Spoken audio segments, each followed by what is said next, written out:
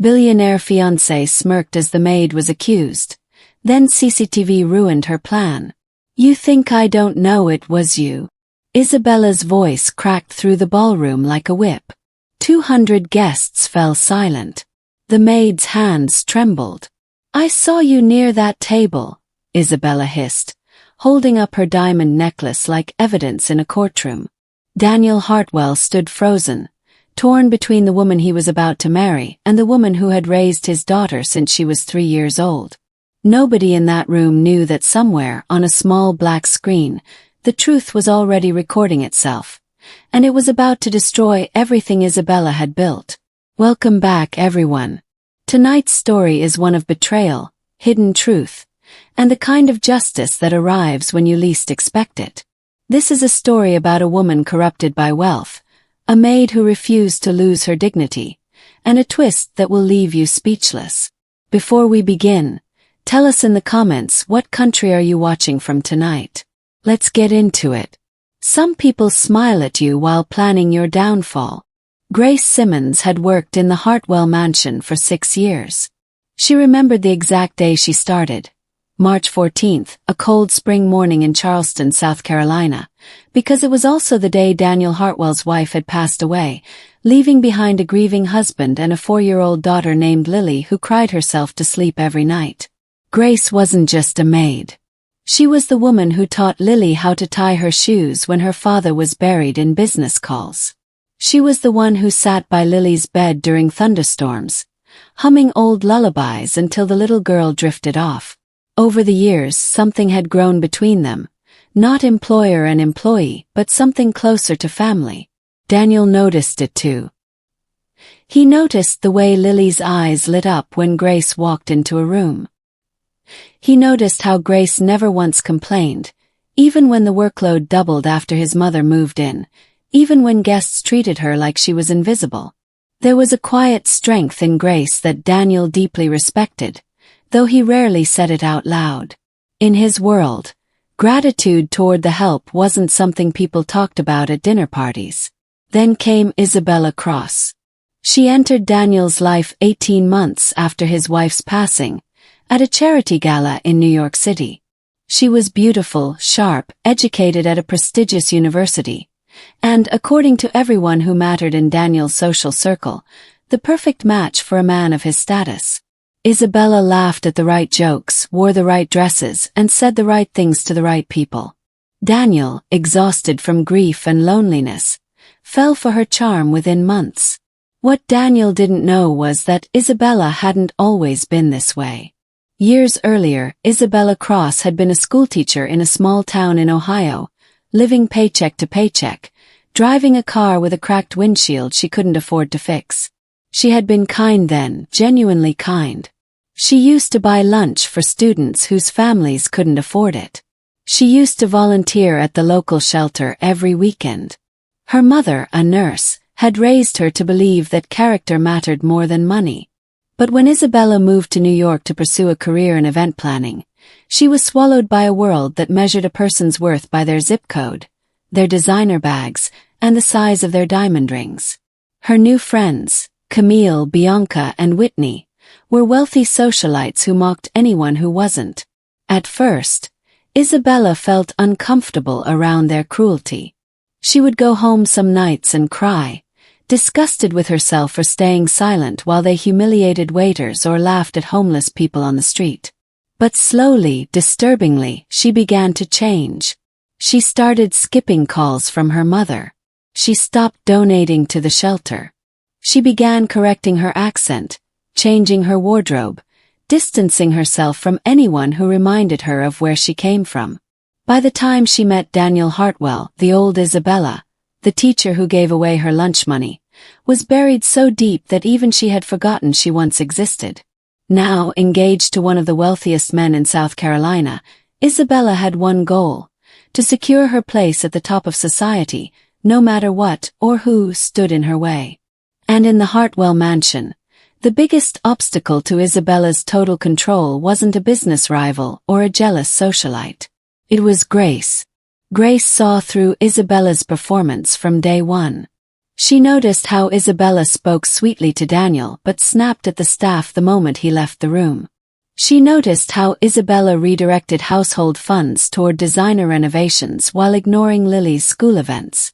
Most of all, Grace noticed how Lily had grown quieter, more withdrawn, ever since Isabella moved in. One evening, Grace found 7-year-old Lily crying in her room. "She said Mommy's picture doesn't belong on the mantel anymore," Lily whispered. "She said it's an old house now, not a sad house." Grace held the little girl close, her heart breaking. "Your mommy will always belong here, sweetheart. No one can erase her from this family. Not ever." That night, Grace made a decision. She wouldn't confront Isabella directly. That would only bring trouble down on herself. But she would protect Lily, quietly and fiercely, the way she always had. She had no idea that her loyalty was about to put a target on her back. Because 3 days later, a diamond necklace worth $200,000 would go missing from Isabella's dressing room. And Isabella already knew exactly who she was going to blame. The trap was already set before the party even began. The engagement gala was scheduled for a Saturday evening, and Isabella had been planning it for weeks. 300 guests, a live orchestra, diamond-encrusted centerpieces flown in from Milan. It was, in Isabella's mind, her formal introduction to South Carolina's elite, the night she would stop being Daniel Hartwell's fiancée and start being recognized as a powerful woman in her own right. But 2 weeks before the gala, something happened that shifted everything. Isabella overheard a conversation between Daniel and his lawyer. "I want to update my will," Daniel had said, sitting in his study with the door slightly ajar. "After the wedding, everything gets restructured. Lily's trust fund stays untouched no matter what. And I want to set up something for Grace too. She's been with this family longer than almost anyone. If something happens to me, I want her taken care of." Isabella froze in the hallway, her blood running cold. Trust fund. For the maid. To Isabella, this wasn't generosity, it was a threat. She had spent months calculating her future, mentally spending Daniel's fortune, imagining herself as the sole woman of influence in this household. The idea that Grace, a maid, could receive financial security from Daniel's estate felt like a personal insult, a crack in the foundation of the empire she was building. That night, Isabella barely slept. By morning she had a plan. She couldn't have Daniel see Grace as family. She needed him to see her as untrustworthy, as someone who couldn't be left alone in a house full of expensive things. And what better way to destroy someone's reputation than with something as simple, as undeniable as theft? Isabella began preparing carefully. She told her assistant to place a diamond necklace, a family heirloom worth $200,000, in a location where it would be easy for staff to access, but easy for Isabella to notice, missing at the worst possible moment. She made sure Grace was scheduled to clean that section of the house on the day of the gala. She even mentioned casually in front of 2 other staff members how careless it was to leave expensive jewelry lying around, with so many people coming in and out. She was building a story before the crime even happened. Grace, of course, suspected nothing. She spent the day of the gala polishing silverware, arranging flowers, and helping Lily get dressed in a beautiful lavender gown for the evening. Lily had insisted that Grace do her hair, refusing to let anyone else touch it. "You do it best," Lily said, smiling up at her. Grace's heart swelled with love for this little girl who had become like a daughter to her. By 7 o'clock, the mansion had transformed into a glittering wonderland. Guests arrived in luxury cars, dressed in gowns and tuxedos that cost more than most people's annual salaries. Champagne flowed. The orchestra played softly in the background. Daniel stood proudly beside Isabella, greeting business partners and old family friends, unaware that beneath the polished surface of the evening, a trap had already been set. Around 8:30, Isabella excused herself to freshen up. She walked calmly to her private dressing room, glanced around to make sure no one was watching, and removed the diamond necklace from its hiding place inside her jewelry box. She placed it in her palm, feeling its weight, and smiled faintly at her own reflection in the mirror. "I'm sorry, Grace," she whispered, though there was no real sorrow in her voice, only calculation. "But some people just don't belong in a world like this." She returned to the ballroom 15 minutes later, laughing and mingling as if nothing had happened. At exactly 9:15, in front of nearly every important guest in the room, Isabella gasped dramatically and clutched her chest. "My necklace," she said, loud enough for heads to turn. "My grandmother's necklace, it's gone." The music stopped. Whispers rippled through the crowd. Daniel rushed to her side, his face full of concern. "What happened? When did you last have it?" Isabella's eyes, glistening with practiced tears, slowly drifted toward the hallway, toward Grace, who had just walked in carrying a tray of appetizers, completely unaware that her entire world was about to collapse in front of 300 strangers. "I had it in my room," Isabella said softly, letting the silence stretch just long enough for suspicion to grow. "And only one person has been in and out of that hallway all evening." Every eye in the ballroom turned toward Grace. Innocent people don't know how to defend themselves against lies they never saw coming. Grace felt the tray in her hands begin to shake. 300 pairs of eyes were suddenly fixed on her, and she had no idea why. I don't understand," she stammered, setting the tray down carefully on a nearby table. "What's going on?" Isabella stepped forward, her voice dripping with false sympathy. "Grace, sweetheart, no one's accusing you of anything. I just need to know if you saw anyone near my dressing room." But her eyes said something entirely different. Her eyes said, "I already know it was you, and everyone here is about to know it too." Daniel looked between the two women, confusion and unease settling over his face. "Isabella, maybe it just fell somewhere. Let's not jump to conclusions in front of everyone." "Daniel," Isabella said gently, placing a hand on his arm, "I'm not accusing anyone. But it's strange, isn't it? Grace was the only staff member cleaning that wing today." Murmurs spread through the crowd like wildfire. Some guests whispered behind their champagne glasses. Others simply stared at Grace with judgment already written across their faces. This was the kind of gossip that would spread through the country club circuit for months.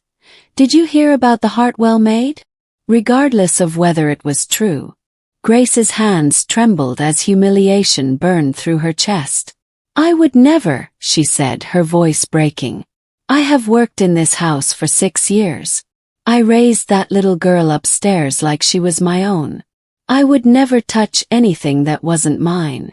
"Then you won't mind if we check," Isabella said smoothly, gesturing toward 2 security guards standing near the entrance. "For your own sake, Grace. To clear your name." It was a performance so well executed that even Daniel, who trusted Grace deeply, felt a flicker of doubt creep into his mind. Exactly what Isabella had intended. The guards approached Grace hesitantly, clearly uncomfortable with the situation. "Ma'am, we just need to check your belongings. It's protocol." Grace nodded slowly, tears welling in her eyes. Not from guilt, but from the devastating realization that after 6 years of loyalty, love, and sacrifice, she was being treated like a criminal in front of the entire world she had helped Daniel build. "Go ahead," she whispered. "I have nothing to hide."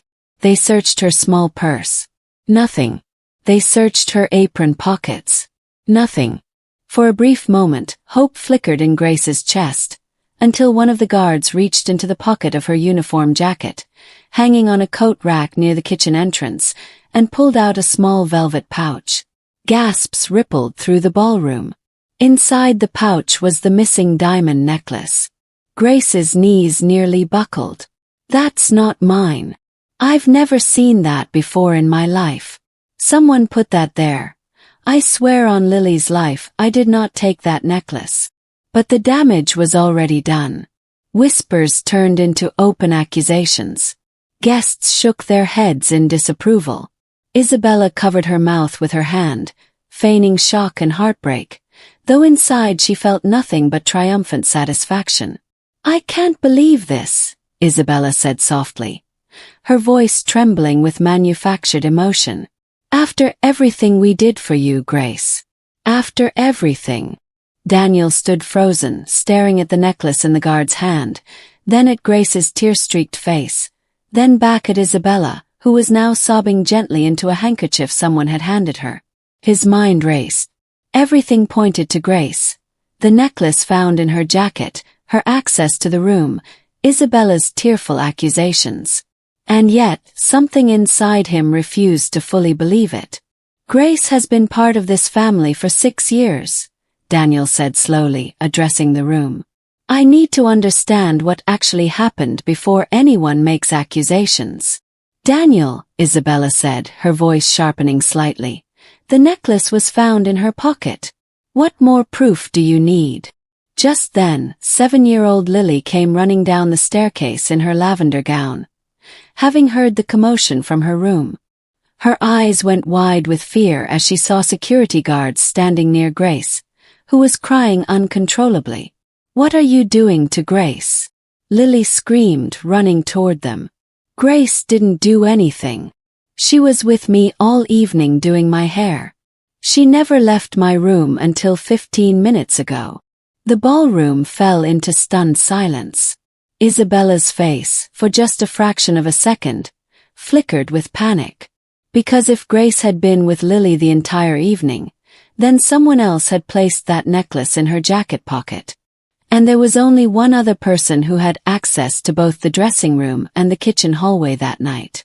Daniel turned slowly toward the head of household staff. "Bring me the security footage. Now. The truth doesn't care how well you've hidden it. It always finds a way out." The mansion's security system had been installed 2 years earlier after a break-in scare in the neighborhood, and it covered nearly every hallway, including the one connecting Isabella's private dressing room to the kitchen. Daniel led a small group. His head of security, Isabella, Grace, and a visibly shaken Lily, into his study, where a large screen mounted on the wall displayed the mansion's surveillance feeds. Isabella's heart pounded as the security chief pulled up footage from earlier that evening. She had planned everything so carefully, except for one crucial detail. She hadn't accounted for the newly installed camera above the hallway mirror, a camera Daniel had added just weeks earlier for Lily's safety after a delivery mix-up left a stranger wandering the halls unsupervised. "Play it from 8 o'clock, Daniel instructed. The footage rolled. Guests could be seen in the background of the ballroom feed, laughing and drinking. Then, at 8:32 p.m., the hallway camera captured Isabella walking briskly toward her dressing room, glancing over her shoulder twice before entering. "That's normal," Isabella said quickly, forcing a laugh. "I was just checking on my jewelry before the party got too crowded." "Keep watching," Daniel said quietly, his jaw tightening. At 8:41 p.m., the footage showed Isabella exiting her dressing room and walking directly toward the kitchen hallway, the exact hallway where Grace's uniform jacket hung on the coat rack. She paused near the rack, glanced around to check if anyone was watching, and reached into her handbag. The room fell into dead silence. On screen, Isabella slipped something small into the pocket of Grace's jacket before quickly walking away, straightening her dress as if nothing had happened. Isabella's face went pale. That's not what it looks like. I think I dropped something. I was checking my purse." "You're checking your purse next to Grace's jacket." Daniel's voice was low, dangerously calm. "Isabella, I watched you place something into that pocket with my own eyes." "Daniel, please, you have to believe me." "I want to believe you," Daniel said, his voice cracking with a mixture of heartbreak and fury. "I really do. But I just watched video evidence of you planting stolen jewelry in an innocent woman's jacket in front of 300 witnesses." Grace stood frozen, tears streaming silently down her face. Not tears of humiliation this time, but tears of vindication and overwhelming relief. Lily ran to her immediately, wrapping her small arms around Grace's waist. "I knew it," Lily whispered. I knew you would never do something like that. Isabella's carefully constructed world was collapsing in real time. She looked around desperately, searching for an escape, an excuse, anything. Daniel, listen to me. That necklace is mine. I can put it wherever I want. Maybe I was testing her. Maybe I wanted to see if she was trustworthy. Stop, Daniel said sharply, holding up his hand. Stop lying. I've heard enough. The security chief, uncomfortable but professional, cleared his throat. Sir, should I call the police? Isabella's eyes widened in panic. The police. Daniel, this is absurd. It was a misunderstanding. I would never actually let this go to the police. Isabella's eyes widened in panic. The police. Daniel, this is absurd. It was a misunderstanding. I would never actually let this go to the police. You were prepared to let an innocent woman be humiliated and possibly arrested in front of my entire social circle, Daniel said, his voice trembling with barely restrained anger. In front of my daughter. For what? Because you were jealous of a woman who has done nothing but love this family unconditionally.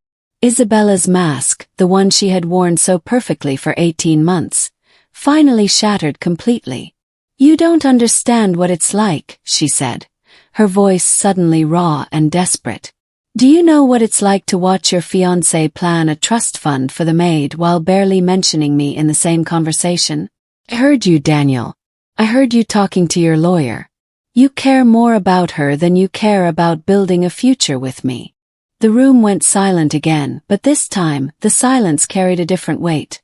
The weight of a woman's carefully hidden insecurity, jealousy, and moral collapse finally being exposed for what it truly was. Daniel stared at Isabella for a long moment, his expression shifting from anger to something closer to profound disappointment. This isn't about a trust fund, Isabella. This is about who you've become. I fell in love with someone who used to volunteer at shelters, who used to talk about helping people less fortunate than her. What happened to that woman? Isabella had no answer. Because deep down, she wasn't entirely sure herself. Sometimes the people you tried to destroy end up saving you instead. The mansion fell into chaos after Daniel's discovery. Guests began quietly leaving the gala, whispering among themselves about what they had just witnessed. Isabella stood in the center of the study, trembling, humiliation replacing the confident composure she had worn like armor for the past 18 months. Get out, Daniel said quietly, not looking at her. I want you out of this house tonight. Daniel, please, we can fix this. I made a mistake, but we can move past it. Think about the wedding. Think about everything we've planned. I am thinking about everything, Daniel said, finally turning to face her. I'm thinking about how close I came to marrying someone who could plant evidence to destroy an innocent person's life without hesitation. I'm thinking about how you would have treated Grace and Lily, and this entire household if you had become my wife. Isabella's tears were real now. Not the practiced, performative tears from earlier, but genuine anguish as she watched her carefully built future crumble in front of her. Grace, standing quietly near the doorway with Lily still holding on to her, felt something unexpected stir inside her. Not satisfaction, not vindication, but a strange flicker of sympathy. She had spent the last 20 minutes as the victim of Isabella's cruelty, and yet, watching this woman fall apart so completely, Grace saw something familiar in her desperation. Fear. Loneliness. The kind of brokenness that made people do terrible things. Daniel, Grace said softly, stepping forward. Everyone turned to look at her, surprised. Grace, you don't owe her anything, Daniel said. Not after what she did to you. I know, Grace said quietly. And I'm not defending what she did. What she did was cruel, and it could have ruined my life. But Daniel, I've seen what greed and status can do to people. I've watched it happen to families I used to work for. It doesn't excuse her actions, but maybe calling the police won't fix what's broken in her. Maybe it just adds more damage to a situation that already has enough. Daniel stared at Grace in disbelief. After everything Isabella had put her through, Grace was choosing compassion over revenge. Isabella looked at Grace, stunned into silence. Of everyone in that room, the person she had tried to destroy was the only one showing her any mercy. "I don't understand," Isabella whispered, her voice barely audible. "Why would you do that for me? I tried to ruin your life." Grace met her eyes steadily. "Because somewhere underneath everything you've become, I think there's still a woman who used to care about people. I don't know what happened to her, and it's not my job to fix that. But I refuse to let your cruelty turn me into someone as bitter as the people who hurt me. That's not who I am, and it's not who I want Lily to grow up watching me become." Lily looked up at Grace with wide, admiring eyes, absorbing a lesson far more valuable than anything taught in a classroom. Daniel exhaled slowly, torn between his fury toward Isabella and his overwhelming respect for Grace's grace under pressure. A grace that, ironically, matched her name perfectly.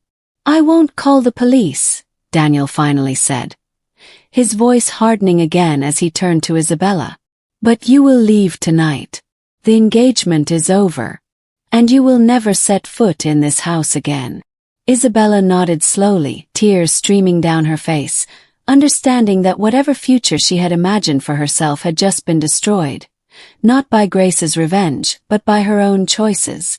As two staff members escorted Isabella to gather her belongings, she paused at the study door and looked back one final time. "For what it's worth," she said quietly to Grace, "I'm sorry. I don't expect you to forgive me, but I am sorry." Grace simply nodded, offering no forced smile, no false reassurance, just quiet acknowledgement that some apologies, even genuine ones, cannot undo the damage already done. Healing doesn't happen overnight, but it always starts with honesty. The weeks following the gala were difficult for everyone in the Hartwell household. News of the scandal spread quickly through Charleston's social circles, though most people, once they heard the full story, sided firmly with Grace. Daniel found himself fielding awkward phone calls from business associates and distant relatives, all curious about the dramatic collapse of his engagement.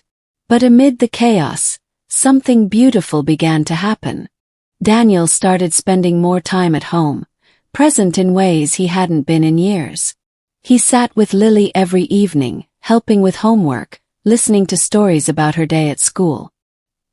He began having long conversations with Grace, not as employer and employee, but as two people who genuinely cared about the same little girl and wanted the best for her.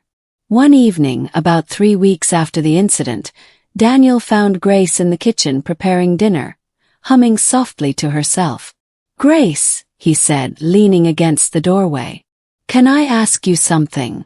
"Of course. Why did you defend her? After everything she did to you, why did you ask me not to call the police?" Grace paused, setting down the knife she was using to chop vegetables. She thought carefully before answering. "Because hatred is heavy, Daniel. I've carried enough heavy things in my life. I didn't want to carry the weight of destroying someone else, even someone who tried to destroy me. That doesn't mean what she did was okay. It just means I chose not to let her cruelty become my burden too." Daniel nodded slowly, moved by the simple wisdom in her words. "You're a remarkable woman, Grace. I don't think I say that enough." Grace smiled softly, a hint of color rising in her cheeks. "You don't have to say it. I know my worth. I've always known it, even when others tried to convince me otherwise." Meanwhile, Isabella's life outside the mansion was unraveling in ways she never anticipated. Word of the scandal reached her social circle almost immediately. Camille, Bianca, and Whitney, the very friends who had shaped her transformation into someone cold and materialistic, distanced themselves from her almost overnight, unwilling to be associated with the humiliation of a broken engagement built on a lie. Isabella found herself utterly alone for the first time in years, sitting in a small rented apartment far from the mansion she had once called home. Stripped of her social status, her fiancé, and her carefully curated image, she was forced to confront the woman she had become. One night, unable to sleep, Isabella dug through an old storage box she hadn't opened in years. Inside, she found photographs from her days as a schoolteacher in Ohio. Pictures of her smiling with students, standing outside the shelter where she used to volunteer every weekend. She stared at her younger self, barely recognizing the warmth in those old photographs. Tears streamed down her face as she realized how far she had drifted from who she once was, not because of one bad decision, but because of years of small compromises, each one chipping away at her character until barely anything genuine remained. The next morning, Isabella made a decision. She called her mother for the first time in over a year. "Mom," she said, her voice trembling. "I need help. I don't know who I am anymore, and I want to fix that." Her mother, though hurt by years of distance, didn't hesitate. "Come home, sweetheart. We'll figure it out together." Back at the Hartwell mansion, life slowly began to find a new rhythm. Grace continued caring for Lily with the same devotion she always had, though now with an added sense of security, knowing that Daniel trusted her completely, not just as household staff, but as an essential part of his daughter's life. One afternoon, Daniel called Grace into his study. On his desk sat a folder containing legal documents. "I want to formally set up the trust fund we discussed," Daniel said. "Not because you asked for it, not because of guilt, but because you've earned it. You've been more of a stabilizing force in Lily's life than almost anyone else. I want you to have security, Grace. You deserve that." Grace's eyes filled with tears as she looked at the documents. "Daniel, you don't have to." "I know I don't have to," Daniel interrupted gently. "I want to. Sometimes the biggest twist isn't the crime itself. It's who you become after the truth comes out." 6 months passed. The Hartwell mansion, once filled with the tension of secrets and social performance, now felt lighter, warmer, more like an actual home. Daniel had thrown himself into fatherhood, finally allowing himself to grieve his late wife properly while building a peaceful, honest life for Lily. Grace remained a constant, steady presence in the household. Her role had shifted slightly over the months. Daniel had promoted her to head of household affairs, a position with more responsibility, better pay, and far more respect than she had ever received before. But more importantly, the trust fund Daniel established ensured that Grace's future, and eventually her own children's futures, would never be defined by financial insecurity again. Lily, now 8 years old, had blossomed into a confident, kind-hearted little girl, largely shaped by the values Grace had instilled in her: compassion, humility, and honesty above all else. One Saturday afternoon, nearly a year after the disastrous gala, Daniel received an unexpected letter. It was from Isabella. He hesitated before opening it, uncertain what to expect. Inside, in careful handwriting, was a heartfelt letter explaining that Isabella had spent the past year working at a community shelter in Ohio, the same one she had abandoned years earlier. She wrote about reconnecting with her mother, about slowly rebuilding her sense of self, about finally understanding the depth of what she had done, not just to Grace but to herself. "I'm not writing this to ask for forgiveness," the letter read. "I don't think I've earned that yet, and maybe I never will. I'm writing because I needed you to know that the woman who did those terrible things is not who I want to be anymore. I think about Grace often, and I hope someday she can find peace knowing that her kindness that night changed something in me. I don't expect anything from either of you. I just wanted you to know I'm trying to become someone worth respecting again." Daniel sat with the letter for a long time, feeling a complicated mixture of lingering anger and quiet hope. He decided to share it with Grace, who read it silently, her expression thoughtful. "Do you think she's really changed?" Daniel asked. Grace folded the letter carefully. "I think people can change if they truly want to. Whether she has or hasn't, that's not something either of us can control. But I hope, for her own sake, that she finds her way back to who she used to be." That evening, as the sun set over the Charleston skyline, Daniel found himself standing on the mansion's back porch, watching Lily and Grace plant flowers together in the garden. Something Grace had started doing with Lily every spring, a small tradition that had grown into something meaningful for both of them. Daniel walked outside and knelt beside them, helping dig a small hole for a rose bush. Lily giggled, smearing dirt across her father's expensive shirt without a hint of concern. "You know," Daniel said, watching Grace guide Lily's small hands as they patted soil around the roots, "I used to think success meant status, money, the right connections. It took losing all of that illusion to realize what actually matters." Grace smiled, brushing a strand of hair from her face, leaving a small smudge of dirt on her forehead. "Family isn't about blood or money, Daniel. It's about who shows up, who stays, who chooses you, every single day, even when it's hard." Daniel looked at Grace for a long moment, something warm and unspoken passing between them. Not romance, not yet, but the deep, quiet respect of two people who had weathered a storm together and emerged with their values intact. As twilight settled over the garden, Lily looked up at both of them, her small hands covered in soil, her smile radiant with the simple joy of a child who finally felt safe, loved, and secure. "I love you guys," she said simply. "We love you too, sweetheart," Daniel replied, glancing at Grace, who nodded in quiet agreement. In the end, the story of the Hartwell family wasn't really about a stolen necklace, or a scandalous accusation, or even the dramatic unraveling of a corrupted engagement. It was about the quiet, powerful strength of a woman who refused to let cruelty define her response to injustice. It was about a father who learned that true partnership is built on honesty, not image. And it was about a broken woman, far away in Ohio, slowly finding her way back to the person she was always meant to be. Life doesn't always give people the fairy tale ending they expect. Sometimes it gives them something better, the chance to become who they were always meant to be, long after the applause has faded and the diamonds have lost their shine. True wealth isn't measured in diamonds, status, or social approval. It's measured in the kindness we choose to show, especially when no one expects us to show it at all. If this story touched your heart the way it touched ours, please hit that like button. It truly helps our channel grow. Subscribe if you want more emotional, inspiring stories like this one every week. Drop a comment below and let us know. What would you have done in Grace's place? And please share this story with someone who needs a reminder that kindness always finds its way back. Thank you for watching, and we'll see you in the next story.